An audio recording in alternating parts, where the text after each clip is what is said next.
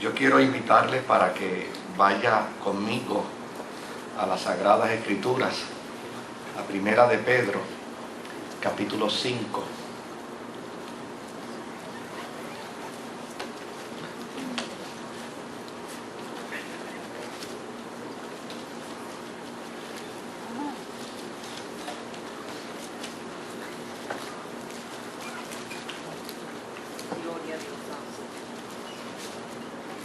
Y dice la palabra del Señor del verso 6 en adelante: humíllense pues bajo la poderosa mano de Dios, para que Él los exalte a su debido tiempo. Depositen en Él toda ansiedad, porque Él cuida de ustedes. Practiquen el dominio propio y manténganse alerta. Su enemigo, el diablo, ronda como el león rugiente, buscando a quien devorar. Resístanlo y manténganse firmes en la fe, sabiendo que sus hermanos en todo el mundo están soportando la misma clase de sufrimientos. Y después de que ustedes hayan sufrido un poco de tiempo, Dios mismo, el Dios de toda gracia, que los llamó a su gloria eterna en Cristo, los restaurará y los hará fuertes, firmes y estables. A Él sea el poder por los siglos de los siglos. Amén. Esta es una carta que en alguna medida nos pone a pensar en la experiencia del sufrimiento. Tal vez a alguien de nosotros nos dijeron que como resultado de venir a la experiencia de la vida cristiana y que como resultado de venir a la experiencia de la fe en el Señor, pues todo de aquí en adelante nos iba a salir bien. Si a alguien le dijeron eso, busca el que se lo dijo y llévelo a Daco, ¿verdad?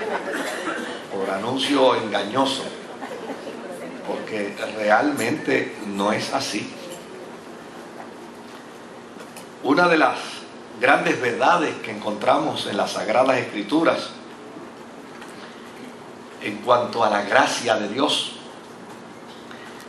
es que la experiencia del sufrimiento no está exenta de la vida cristiana, bajo ninguna circunstancia. Hace un par de años atrás estuvo por aquí predicándonos el pastor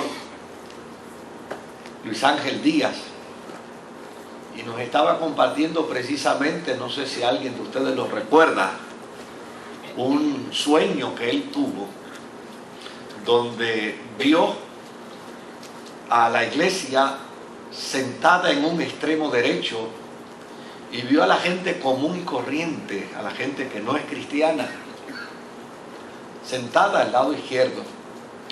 Y dice que en el sueño escuchó la voz de Dios que le dijo: mira, los que están a la derecha son mi iglesia, los que están a la izquierda no lo son. Pero escucha bien lo que voy a decirte. Los que están a la izquierda sufren mucho y los que están a la derecha también sufren. Los que están a la izquierda lloran mucho y los que están a la derecha también lloran.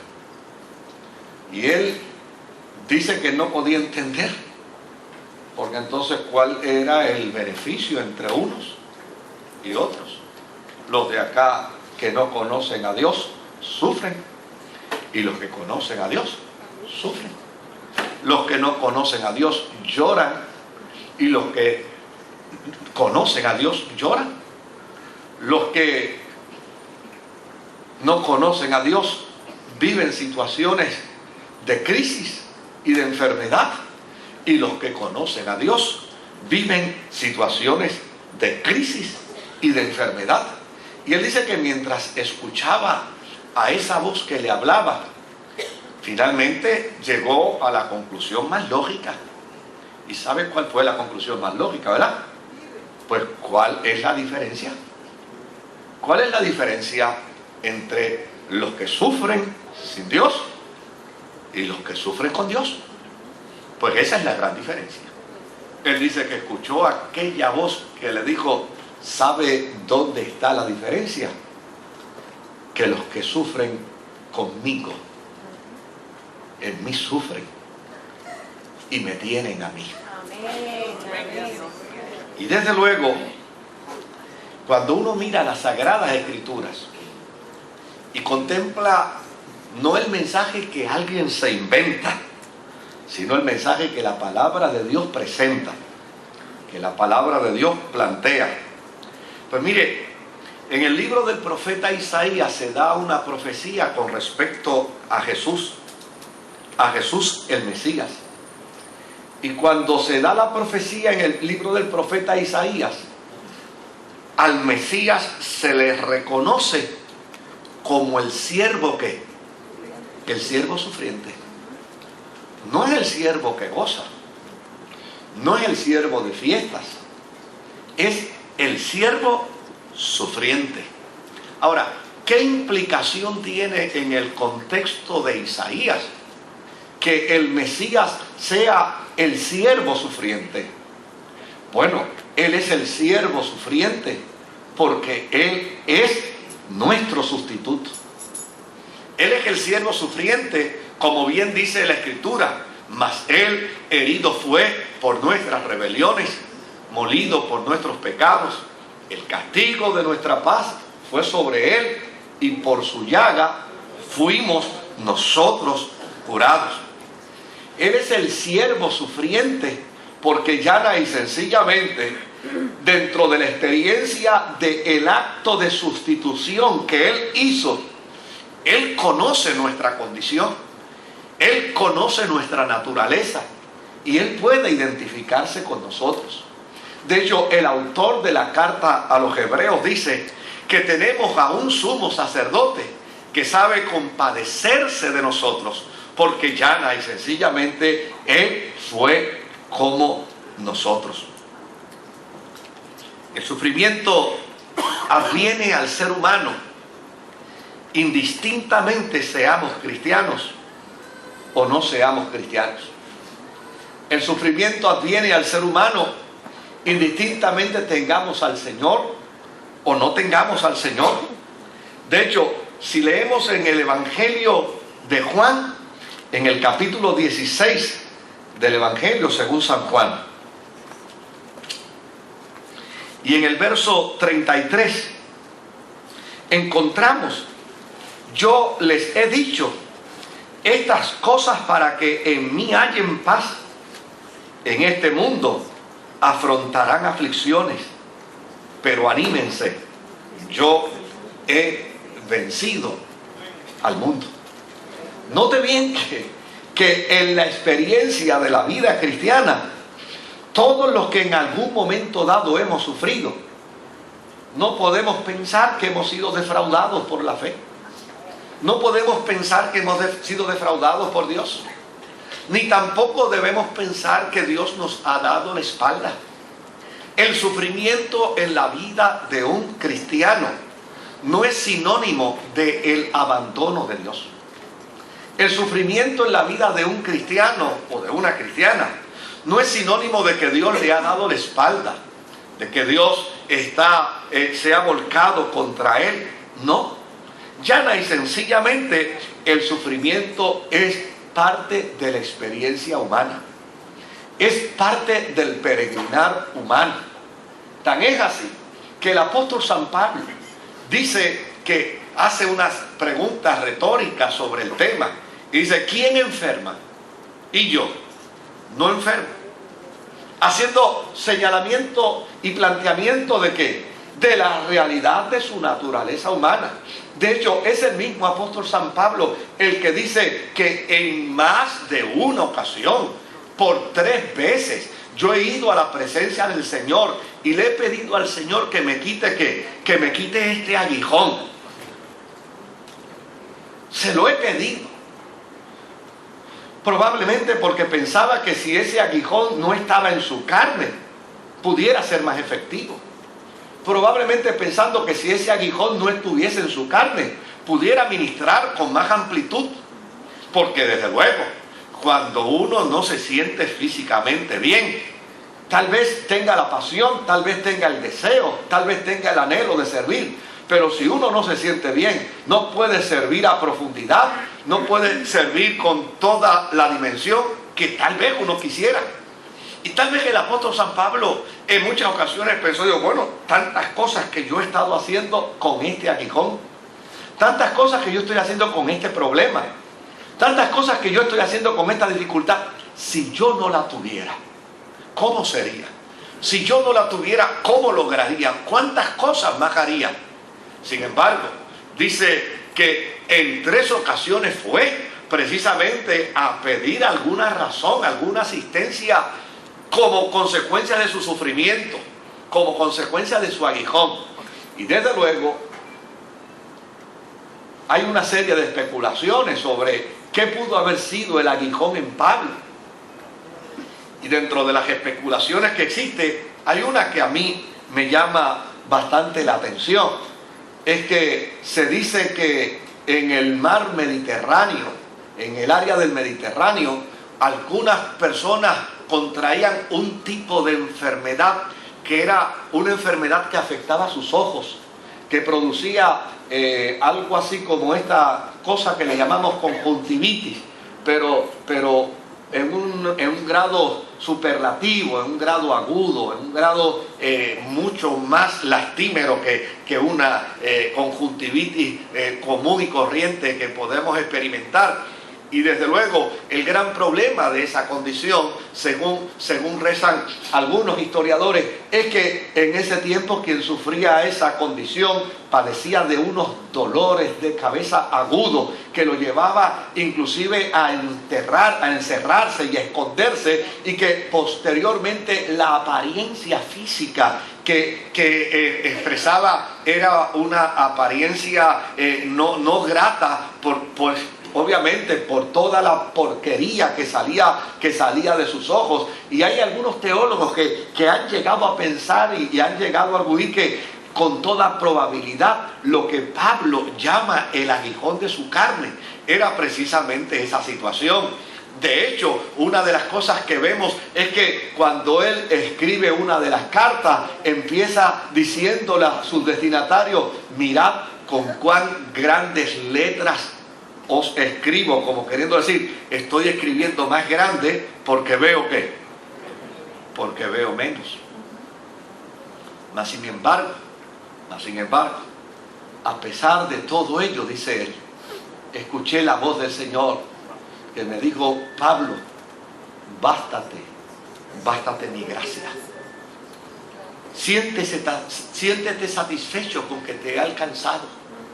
Siéntete satisfecho con saber que ando contigo. Siéntete satisfecho con saber que te acompaño en tu dolor. Siéntete satisfecho en saber que te acompaño en la mala noticia que has recibido. Siéntete satisfecho en saber que yo no te dejaré, que yo no te abandonaré, que yo no te desampararé. Desde luego, cuando uno mira esta situación que encontramos en las Sagradas Escrituras con respecto al sufrimiento, hay quienes pueden hacer una serie de conjeturas sobre el particular, y hay quienes pueden llegar a unas conclusiones equivocadas, como por ejemplo, hay gente que para tratar de explicar la realidad del sufrimiento dicen que el sufrimiento Dios lo permite para conocer nuestra fe. Yo no sé si usted ha escuchado a alguien que ha hecho ese planteamiento, ¿no? Mira, la razón por la que tú estás sufriendo es porque Dios quiere conocer cuánta fe tú tienes. Bueno, pues si ese es el mecanismo, que no sepa mi fe. Me interesa que sepa mi fe, ¿verdad? Porque ¿cómo es posible que ese sea el mecanismo que Dios tenga para conocer mi fe? Sobre todo cuando yo descubro en las Escrituras que Dios es el Dios que todo lo sabe. Él no necesita exponerme a sufrimiento para saber cuánta fe yo tengo.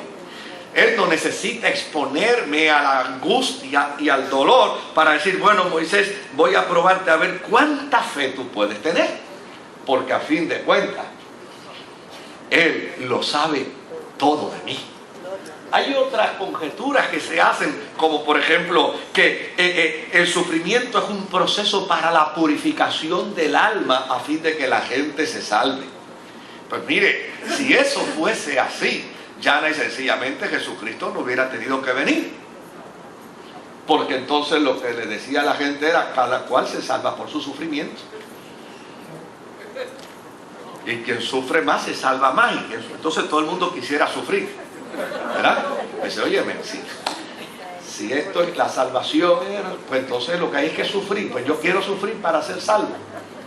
Pero la Biblia no enseña por ningún lado que el sufrimiento es un proceso de purificación y que es un proceso para lograr que nosotros seamos más salvos. Ni tampoco es un proceso para salvación. Entonces, ¿qué cosa es desde el punto de vista teológico? ¿Qué cosa es desde el punto de vista bíblico? El sufrimiento. El sufrimiento es el proceso por el que atravesamos como humanos. Es el proceso que vivimos como parte de este peregrinaje de la vida.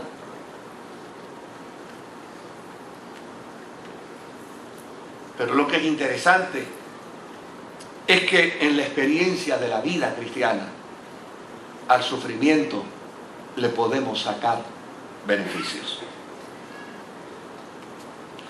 De hecho, el sufrimiento es la primera etapa de la sanidad.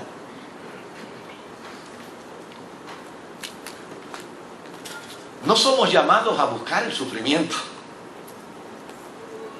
No somos llamados a procurar que el sufrimiento venga. Pero a la larga hay momentos dados en la vida donde el sufrimiento vendrá, donde el sufrimiento tocará nuestro cuerpo, donde el sufrimiento tocará el cuerpo de nuestros hijos, el cuerpo de nuestros seres queridos, donde un elemento de desgracia vendrá.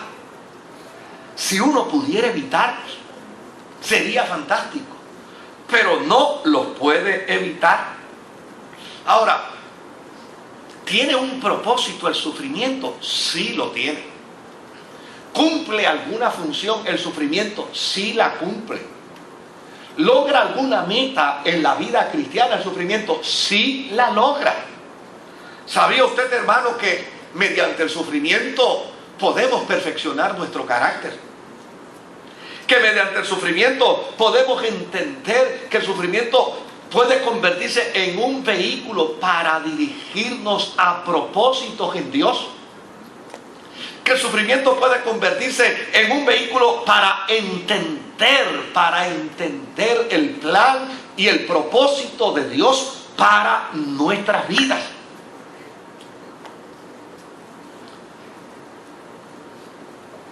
El apóstol San Pedro no está haciéndole una oferta a los cristianos a los que destina su carta, para con ello ofrecerle que con una sencilla oración se les va a acabar el sufrimiento, o con una mera declaración de fe se les va a acabar el dolor. No.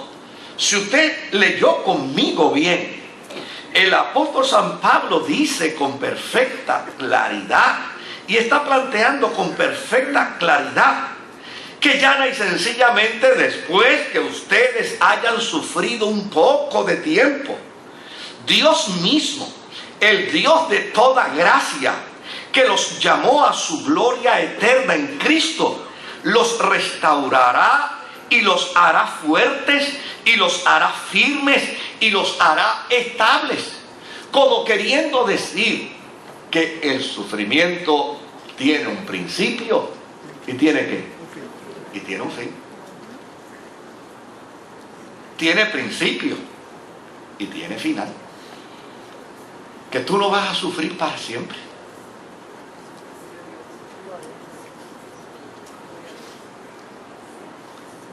Que tú no vas a padecer para siempre. Que tú no vas a llorar para siempre. Que tu vida en Dios está guardada y está garantizada. Y como resultado del cuidado y de la protección divina, y como resultado del cuidado y de la gracia de Dios en ti, el sufrimiento sí vendrá, pero vendrá con propósito a tu vida. No vendrá meramente para hacerte sufrir, vendrá para perfeccionarte. Es decir, en medio del sufrimiento se puede emerger con una fuerza que de otra manera no es posible. En medio del sufrimiento nos podemos afirmar, es decir, podemos emerger con una fuerza que llana y sencillamente nos permita descubrir cuánta gracia de Dios tenemos. El sufrimiento puede fortalecernos, puede llenarnos de fuerza. Cuando Job pasó su prueba, cuando Job pasó su tiempo de angustia, cuando Job pasó su tiempo de dolor, cuando Job pasó su tiempo agónico, ¿sabe cómo Job terminó su experiencia? ¿Sabe cómo Job terminó su discurso con Dios? Diciéndole, de oídas te había oído, pero ahora mis ojos te ven. Porque para Job el sufrimiento no fue meramente un proceso de angustia per se. Para Job el sufrimiento no fue meramente un proceso de angustia sin sentido. El sufrimiento para Job tuvo en él un propósito.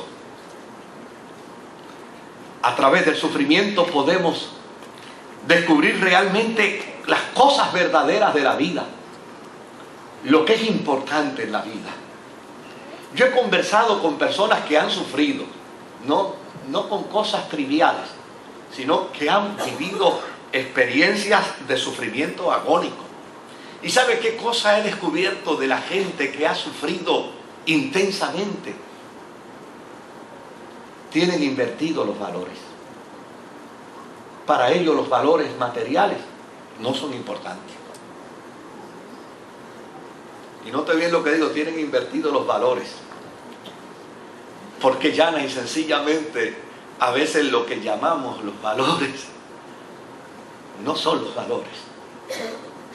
Yo he conversado con gente que ha vivido experiencias de sufrimiento excruciante y luego de haber pasado todas esas etapas de sufrimiento agónico y de sufrimiento excruciante, cuando logran salir de esa experiencia, llana y sencillamente la interpretación que tienen de la vida es totalmente distinta, es totalmente diferente. Yo me topo con cada creyente que a veces dentro de la experiencia de la fe tratan de evitar sufrir. De hecho, hay hasta una organización religiosa que le dice a la gente, pare de sufrir, ¿verdad? Y desde luego, nadie quisiera sufrir, nadie quisiera padecer. Pero Jesús habló con perfecta claridad. En el peregrinar de la vida hay días de risa y hay días de llanto. En el peregrinar de la vida hay días de gozo, de entusiasmo y hay días de dolor. Hay tiempos de salud y hay tiempos de enfermedad. Hay tiempos en que todo sale bien Y hay tiempos en que nada sale bien. Hace un par de años atrás yo conversé con un señor que vino a verme y miró su agenda y me dijo: pastor, si usted supiera que un día como hoy yo venía por la autopista hablando por teléfono y cerrando un negocio de varios billones de dólares. Un día como hoy, el año pasado. Un día como hoy, apenas 365 días atrás. Sin embargo, hoy, para venirlo a ver a usted, tuve que venir por la número 1, porque no tenía dinero para pagar el peaje. Nadie quiere sufrir. Pero ¿qué hacemos cuando llega el sufrimiento? ¿Qué hacemos cuando llega la mala noticia? ¿Qué hacemos cuando las cosas se nos vuelcan? ¿Qué hacemos cuando nos arrancan del pie la alfombra? ¿Qué hacemos? ¿Caer en la trampa del resentimiento? ¿Caer en la trampa de la amargura? ¿Caer en la trampa de pelearnos con Dios? ¿Caer en la trampa de pretender negociar con Dios para evitar el sufrimiento? Imposible. Yo creo que el mejor proceso que como cristianos podemos vivir, inmersos en la experiencia de la circunstancia adversa de la vida, es entender que tenemos a un Dios amoroso. Y un Dios amoroso sabe y entiende los procesos por los que atravesamos en la vida. Pero un Dios amoroso no nos desamparará en medio del sufrimiento. Necesitamos entender que los procesos del sufrimiento deben ayudarnos para desarrollar un sentido de confianza y un sentido de fe en el cuidado providencial de Dios.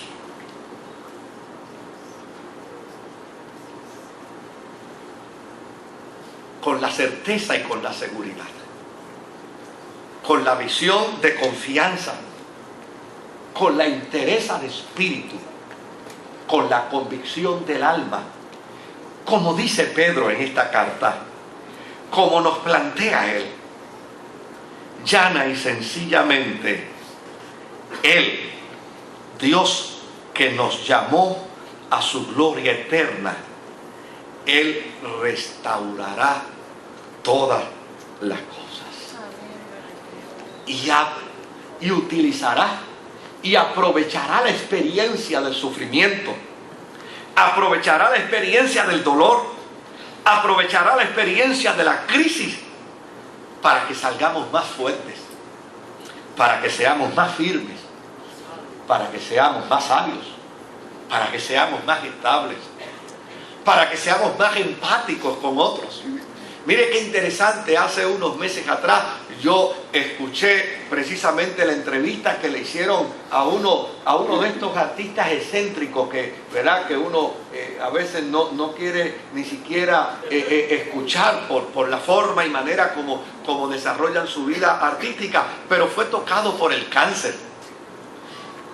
Y la persona que le entrevistaba le decía: oye, ven acá, y ahora, ¿cómo está tu perspectiva de vida? Y la respuesta de él fue simple. Dijo: ahora descubro dentro de esta experiencia de crisis que debo ser más sensible, que debo entender la vida de otra manera, que debo tener una mejor comprensión de la vida y que debo de alguna manera responder a la vida, no como hasta ahora he respondido. Pedro, cuando escribe esta carta, sabe y comprende y entiende que hay una serie de creyentes que están pasando por situaciones adversas, por situaciones difíciles. Cuando esta carta se escribe, muy probable ya los creyentes habían experimentado más de una persecución, habían experimentado más, respondiendo con indignación ante el dolor y ante el sufrimiento, porque la pregunta que generalmente hacemos cuando sufrimos es: ¿por qué a mí? ¿Por qué a mí? Y la respuesta más honesta: porque no fue a otro.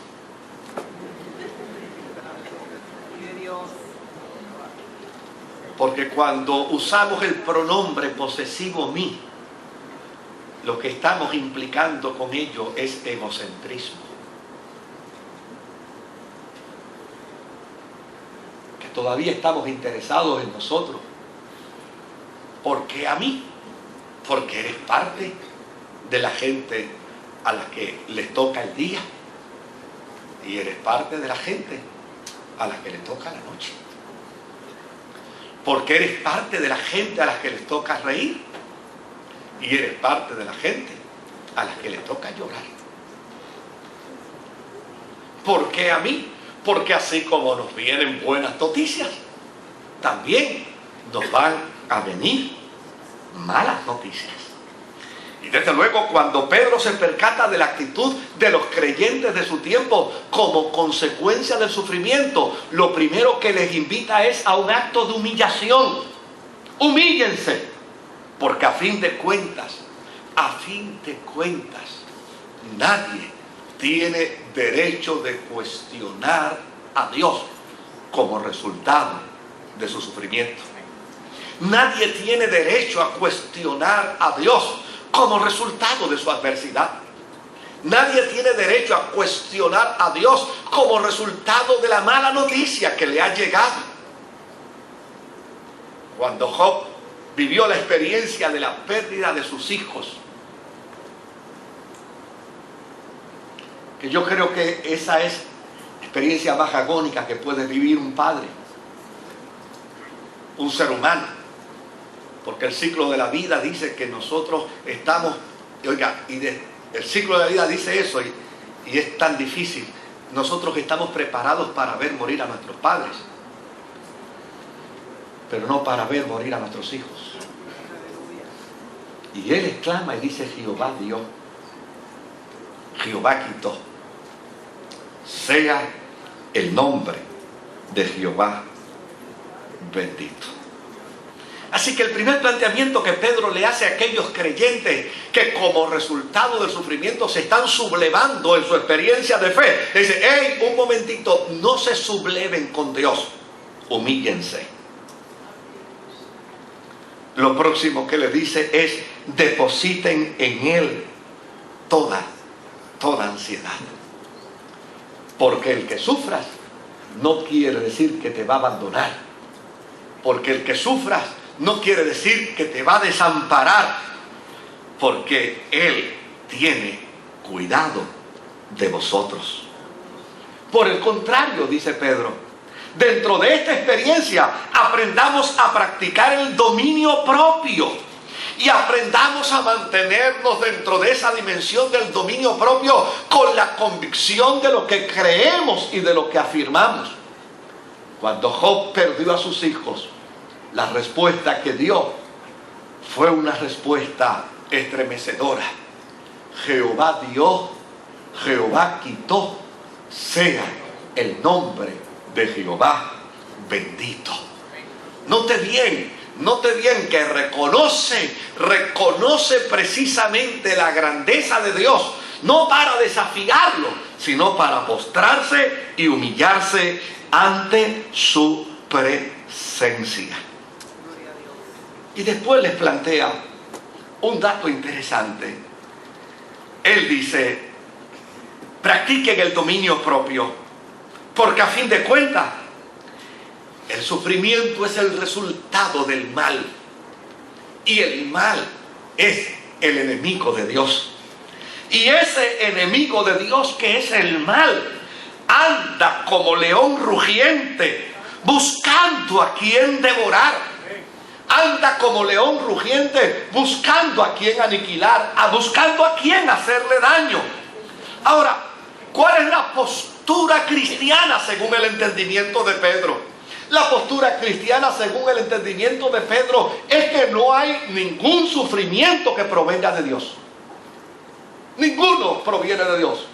Para Pedro, todo sufrimiento proviene del mal. Pero mira lo que dice. ¿Cuál debe ser la postura cristiana ante el sufrimiento que proviene del mal? La postura cristiana es aprender a resistirlo. Es mantenernos firmes en la fe, en la esperanza. Es entender que el sufrimiento no es porque a mí. El sufrimiento es el resultado de nuestra humanidad. Y créame, yo no soy el último en la fila. Yo recuerdo que yo sufrí una vez un accidente de trabajo. Y como resultado del accidente de trabajo, me refirieron al Fondo del Seguro del Estado. Y me dieron una cita. Y yo tenía mucho dolor en las coyunturas, en las muñecas, ¿no? En esta parte de la articulación. Pero mucho dolor. Y llegué a la cita. Y entré a la oficina donde tenía la cita. Y allí me senté a esperar que me llamaran. Vi cuando pasaban gente quemadas. Vi cuando pasaban personas con condiciones que a mi juicio tenían dolores excruciantes. Vi gente que sufrió accidentes aparatosos y los llevaban en camillas y los llevaban en sillas de ruedas. Y cuando me llamaron, entré al cubículo donde estaba la doctora y me dijo, ¿y usted qué tiene? Yo le dije, yo no tengo nada. ¿Cómo que no tiene nada? Yo no tengo nada, doctora. Me dice, pero usted sufrió una caída. Sí, yo sufrí una caída, pero debe de alta. Yo me puedo ir a trabajar. Me dice, pero no. Le dije, no, pero ¿por qué? Digo, es que yo en esa sala he visto a tanta gente que realmente está sufriendo. Desde luego alguien podrá decir, pero a mí no me complace que otro sufra.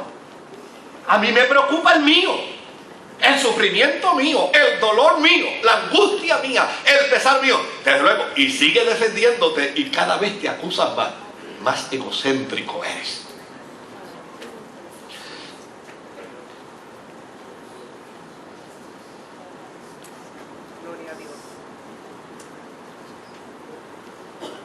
Para Pedro el sufrimiento viene como resultado de las fuerzas del mal. Dios no pensó en hacer al hombre para sufrir. El sufrimiento es una consecuencia que ha venido al hombre como parte de las fuerzas del mal. Dios lo que ha hecho es presentarnos una alternativa de gloria y una alternativa de gracia en la persona de Jesucristo, para que podamos decir como el salmista, aunque yo ande por el valle de sombra y de muerte, yo no temeré a mal alguno, porque tú estarás conmigo y tu vara y tu cayado me infundirán aliento. Ahora, ¿cuál debe ser mi actitud como cristiano frente al sufrimiento? Número 1, resistirlo, mantenerme firme en la fe y entender que el sufrimiento no es un asunto solamente mío, sino que el sufrimiento es una experiencia del peregrinar de la vida, pero tiene un final. ¿Sabe algo, querido? El sufrimiento no va a acabar conmigo. Hay gente que dice eso. Este sufrimiento va a acabar conmigo. Mentiras del diablo. El sufrimiento no va a acabar con usted. Usted va a acabar el sufrimiento. Usted va a liquidar el sufrimiento. Un día el sufrimiento va a decir, no, espérate, con este no hay quien pueda, con esta no hay quien pueda, porque llana y sencillamente el apóstol San Pedro dice, después que ustedes hayan sufrido un poco de tiempo, Dios mismo, el Dios de toda gracia, que los llamó a su gloria eterna en Cristo, los restaurará y los hará fuertes. y los hará firmes y los hará estables.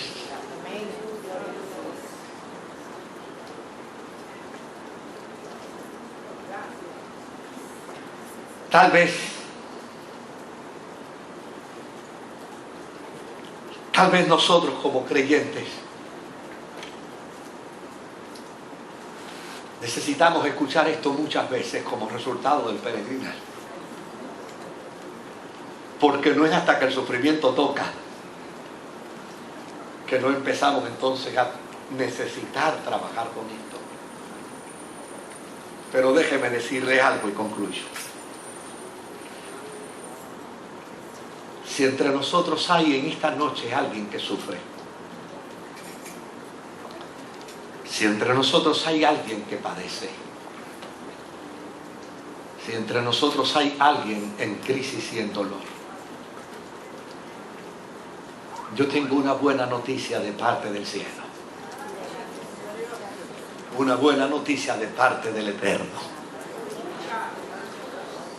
y es que el Señor no nos dejará solos. ¿Sabe cuándo fue que Jeremías descubrió la grandeza de Dios? La descubrió en medio del sufrimiento. La descubrió en medio de la mazmorra. La descubrió en medio del cepo. ¿Y sabe qué dijo Jeremías?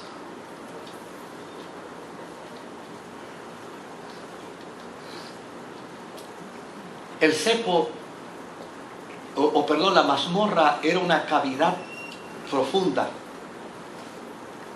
hecha a la medida del cuerpo del reo al que iban a introducir.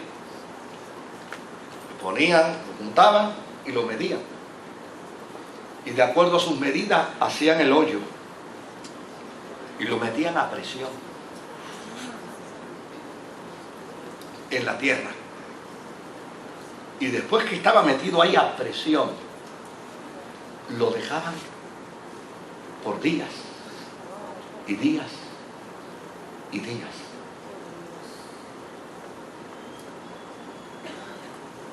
¿Y sabe lo que dice Jeremías? Cuando yo estaba ahí, Jehová estaba conmigo como un poderoso gigante. Yo me hago una pregunta. ¿Y cómo se pudo haber metido ahí? Si Jeremías lo metieron a presión. A Jeremías lo metieron empujones ahí adentro.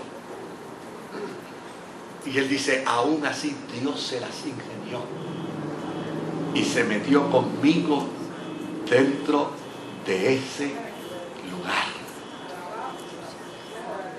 Y yo sabía que estaba conmigo el gigante de los gigantes. Si alguien llegó en esta noche a nosotros